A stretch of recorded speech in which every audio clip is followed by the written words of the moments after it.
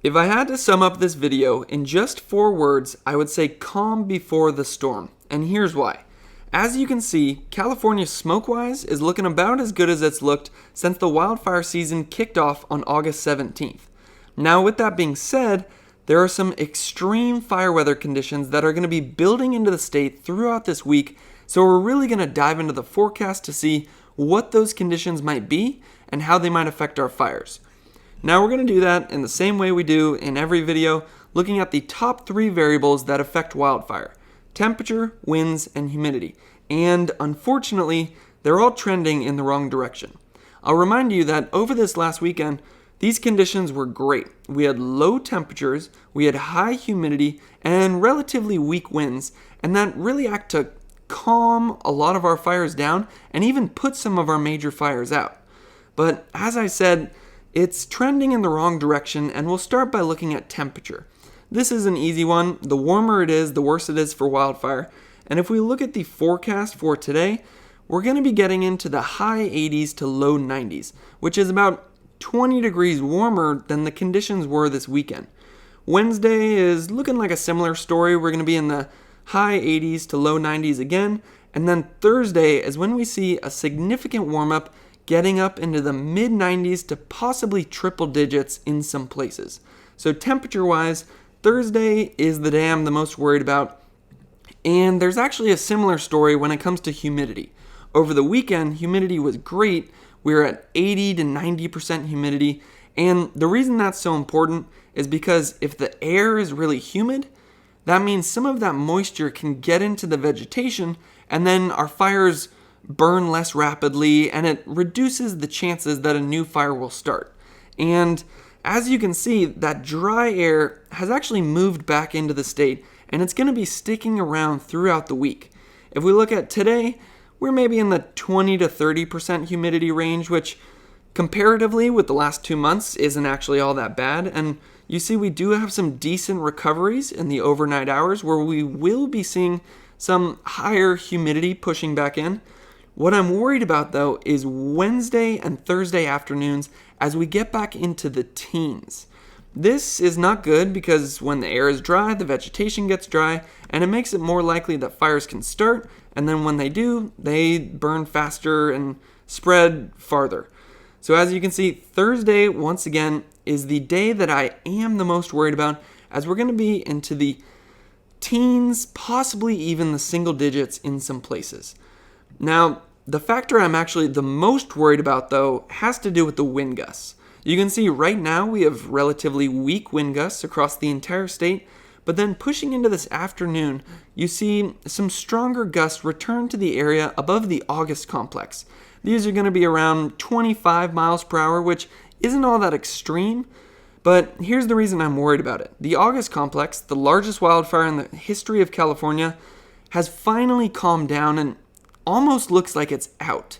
So what I'm worried about is that with the warmer temperatures, the lower humidity, and these wind gusts up to 25 to 30 miles per hour, we might be seeing that fire flare up again. So that is the key area I'm watching throughout the day today.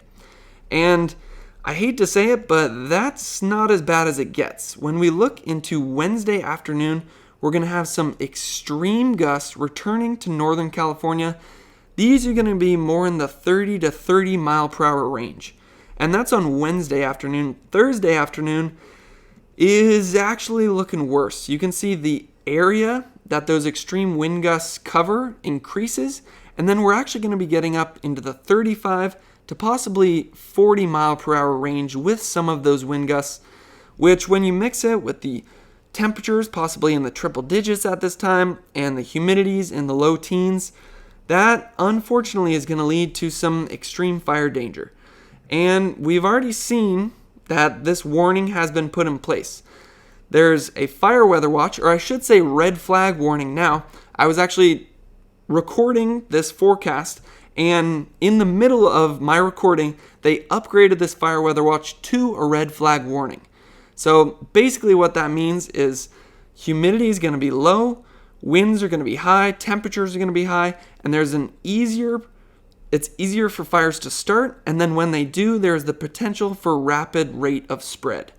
So just to sum it up again, we got humidities in the low teens, maybe single digits, wind gusts up to 35 miles per hour, and temperatures into the mid to high 90s. And you can see this fire weather watch, which is now a red flag, is in effect from Wednesday through Friday. So I'm going to be keeping a close eye on the weather forecast throughout this week, as I don't want any of our old fires to flare back up again, and I'm also worried about the potential for some new fires starting. Now, when we look at the air quality, you can see that we do still have some areas that are very unhealthy to hazardous right above the creek fire. And you'll also notice this little area of unhealthy air above Sacramento up into kind of the Chico Redding area. And I'll show what that is from in a second. There actually appears like there might be some new fires in this area. Now, when we look at the forecast, if this decides to load, so we're looking like we actually could be seeing some better air quality throughout the day, getting into the moderate range, and then tomorrow back into the moderate range as well. And I actually could see this happening. The reason for that is really having to do with the upper level winds. It's the upper level winds that can push that smoke out of the area. And as you can see throughout the day today, those upper level winds are going to be increasing. And I figure it'll especially be nice for Northern California, as our fires in this area have calmed down and the winds are blowing from north to south. Now, one thing I will say is Thursday morning, I'm actually expecting that poor air quality to return, especially for the Fresno area working into the valley here, as the creek fire I'm expecting to remain active and possibly be producing even more smoke as we warm up, get drier, and winds increase. But then you can see the upper level winds become extremely weak Thursday morning, which will allow the smoke from the creek fire to settle down to the surface. So while air quality should be relatively good when compared with the last 2 months throughout the next 2 days, Thursday morning I'm thinking we might be getting into some of that bad air quality again, especially into the Valley and Fresno area. Now, it's time to look at some of our individual fires, but before we do, there's 2 things I want to point out.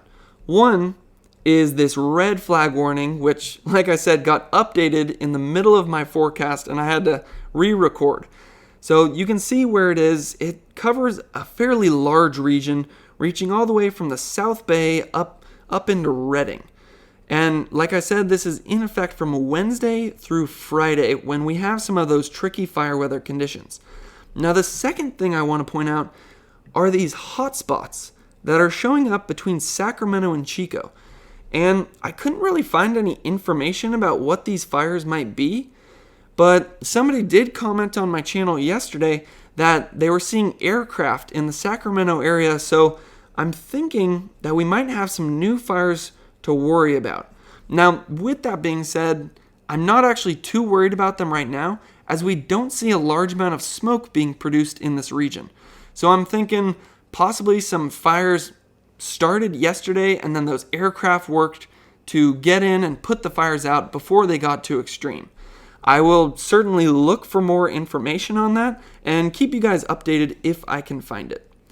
Now, one thing that you're probably noticing, and I haven't really referenced yet, is the creek fire down here, which does still remain extremely active. So this and the Castle fire are going to be the first 2 fires that we dive into. Now, we'll start with the good news. The Castle fire is looking much calmer than it was all last week, which is some great news because this is a fire that has been burning for really quite some time now. We can actually go down and look at the fire perimeter and hotspot map to see where it is still burning.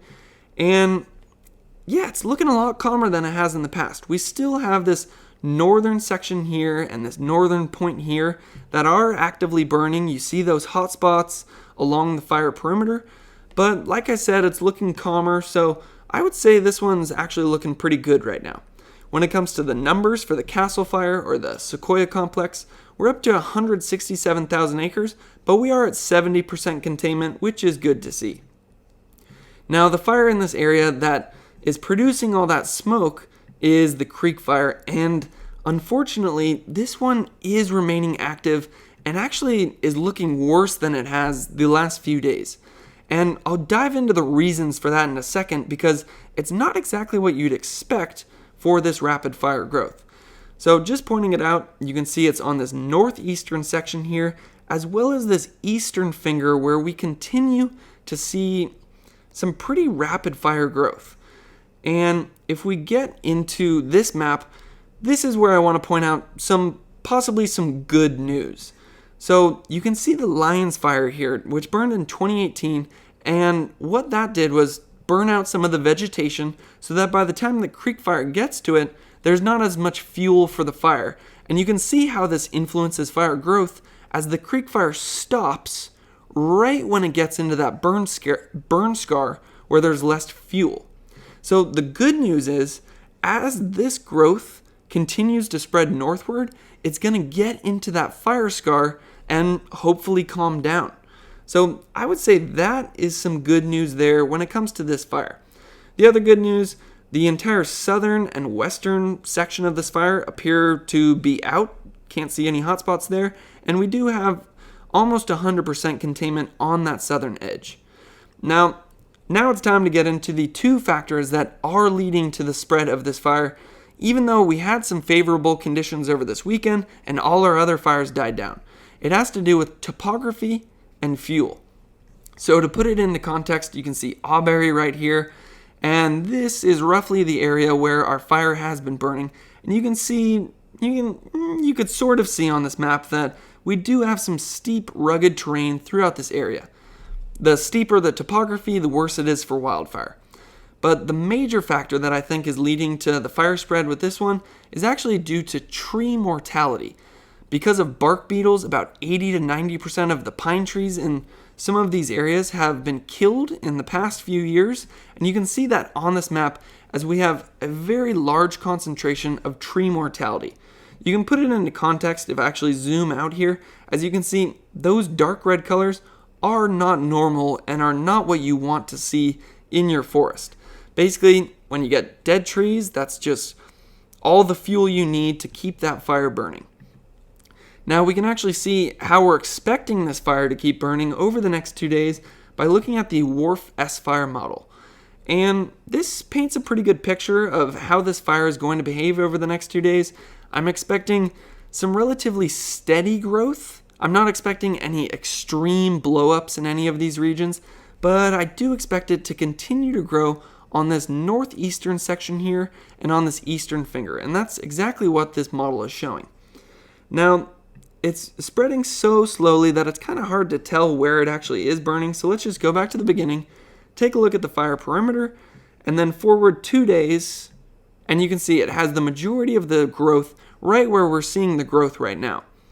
Now, one thing I'm not exactly sure of is if this wildfire model takes into account that burn scar that has removed a lot of the fuel in this area, but fortunately, this model was developed by one of my professors at San Jose State, Adam Kochanski, so I'll be sure to ask him and let you guys know. So now it's time to get to the forecast, or not the forecast, but the numbers for the creek fire. We'll get to the forecast in a second. The numbers are at 337,000 acres, one of the largest wildfires in the history of California, but we are at 55% containment. Now, if we look at some of the resources on this one, we still have 1,600 personnel, 33 crews, 13 helicopters, 117 engines, 13 dozers, and 40 water tenders. I know they've been working as hard as they possibly can to get control on this blaze, and hopefully we do see some calming effects with this one as that northern section starts to burn into that burn scar. I'm predicting it will happen. We'll see if it actually does. Now, when it comes to the forecast, you can see that, it's not as bad as last week, but it is certainly not what you want to see when the temperatures are warming and getting into the high 80s.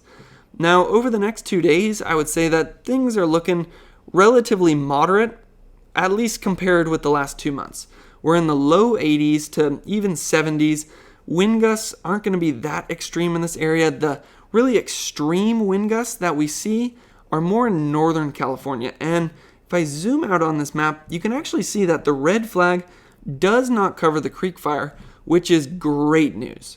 So when it comes to temperature, winds, and humidity, It's looking better than it has in the past, but again, that's not the reason this fire is burning so much. The reason is because of the topography and tree mortality, which unfortunately is not going anywhere, so I do expect this fire to continue. Now, that was supposed to be, oh, there we go, it loaded. So the next fire I want to talk about is the August complex, and you can see that I'm not exactly sure whether the clouds or the smoke in this area is in fact clouds or smoke. So if you're a local in the area, be sure to let me know in the comments below. If I had to guess though, I would say that those were just clouds.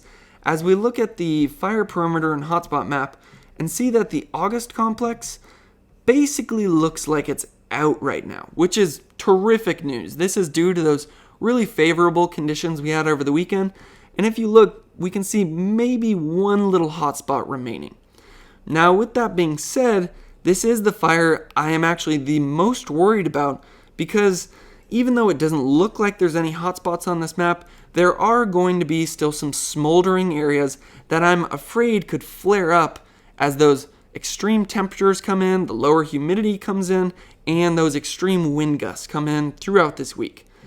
Now, when we look at the numbers, like I said, largest wildfire in the history of California, over 1 million acres burned, and honestly it's by a lot, over 30,000 acres above that million acre mark, which is something we've never seen in the history of California, at least in recorded history. But there is some good news. We are at 76% containment, and the other good news is how many resources we still have on this fire. We have over 1,700 personnel, 65 crews, 19 helicopters, 191 engines, 26 dozers, and 35 water tenders. Now, the reason that's so important is because, as you can see, there's not that many areas that are actively burning. So what those resources will do over the next couple days is go into some of these areas that have burned in the past, like this northern section, this island right here, this western edge, and the southern edge, and just mop up and put out some of those smoldering areas so they don't flare up again when these extreme weather conditions come in. So right now, it doesn't look all that extreme. It is going to start to get bad towards this afternoon though, as we get into maybe 25 to 30 mile per hour wind gusts in this area. And like I said before, it's actually going to be getting worse on Wednesday afternoon as we get into maybe 35 to 40 mile per hour gusts somewhat throughout this area. And then Thursday, those extreme gusts are actually going to get worse and cover a larger area, as we could be getting 35 to 40 mile per hour gusts throughout majority of Northern California, which, like I said, is not what you want to see. That looks extremely strong right there. Let's just see what that number is. Yeah, 46 mile per hour gusts, which means in some of the drainages and canyons, you might be into the 50 mile per hour range. And to put that into context, that's roughly what this map was saying when we got the glass fire and the Zogg fire that just blew up over the course of 2 days and led to some pretty significant damages. Now, we'll also check out the temperature and humidity on this map, because that does play an important factor when it comes to the possibility of the August complex flaring back up again. And as you can see, temperatures today, we're going to be back into the 80s. Wednesday could be getting into the high 80s. Thursday, like I said, is the day I'm worried about, looking like we could be into the mid 90s. And if we look at the humidity at this time, we're going to be back into the teens, possibly single digits in some places. So like I said, August complex is the number one fire I'm watching right now, because I really don't want this one to flare up again. It's finally died down. It was burning nonstop for over a month. It's great to see that the fire behavior has calmed down, and I'm just hoping it stays that way. So some other fires I'll just mention are the Zogg fire and the North complex here. Happy to say they appear like they're completely out, and there are no hotspots remaining. Now, with that being said, never take my word for it. I'm not sure what evacuations might still be in place, so be sure to check the link in the description to stay updated on all that recent information. When it comes to the Zogg fire, I'm not expecting this one to flare back up again. I'm thinking this one is done. We're at almost 100% containment, but it did burn 56,000 acres overall. When it comes to the North Complex, I'm not expecting this one to flare up either, and I'm hoping this will be as bad as it gets. Like I said, one of the largest wildfires in the history of California, burning about 319,000 acres. Now, another fire that has appeared out for a number of days and I don't expect to flare up is the Glass Fire, which in total burned 67,000 acres, but as you can see, we're almost at 100% containment. The last fire that we've talked a lot about in the past, and actually did flare back up at one point, was the Bobcat Fire. So even though I don't want to jinx it again like I did 2 weeks ago, I'm not expecting this one to flare back up again. So I'm expecting that 116,000 acre mark to stay at that number. Now, when it comes to the overall California wildfire season, like I've said in numerous videos, it has been by far the worst season in recorded history. Over 4 million acres burned. And as this video has shown you, wildfire season is not over yet. And in fact, we're actually just getting into the peak of wildfire season. Typically, we've seen some of our worst historical fires in October and even into November. So I'm going to continue to make these updates every single day until wildfire season is behind us. As always, thank you to CAL FIRE and the U.S. Forest Service for all the amazing work you do, San Jose State, Dr. Craig Clements, and Dr. Adam Kochansky for teaching me everything I know about wildfire. And if you or any of your friends or family have been affected by these fires, my thoughts and prayers go out to you, and thanks for watching.